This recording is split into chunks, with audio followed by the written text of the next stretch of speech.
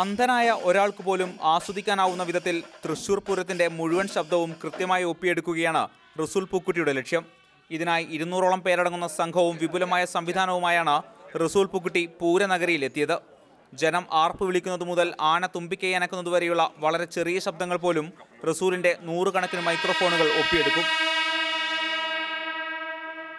60 ക്യാമറകളാണ് പൂരത്തിന്റെ ദൃശ്യഭംഗി പകർത്താനായി ഒരുക്കിയിട്ടുള്ളത്.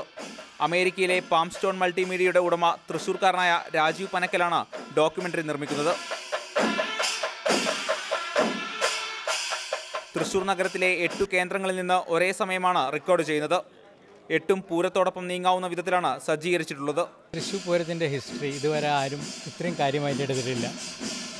അപ്പോൾ തൃശ്ശൂർ പൂരം ഏറ്റവും മനോഹരമായി അതിൻ്റെ ശബ്ദവും ദൃശ്യവും ചിത്രീകരിക്കാൻ വേണ്ടിയിട്ട് ഞങ്ങളെടുത്തൊരു തീരുമാനമാണ്. അതിന് ഞങ്ങളെ റസൂൽ പൂക്കുട്ടി വളരെയധികം സഹായിക്കുന്നുണ്ട്. 3 മാസത്തിനുള്ളിൽ ഡോക്യുമെന്ററിയുടെ നിർമ്മാണം പൂർത്തിയാക്കും. മാതൃഭൂമി ന്യൂസ്, തൃശൂർ.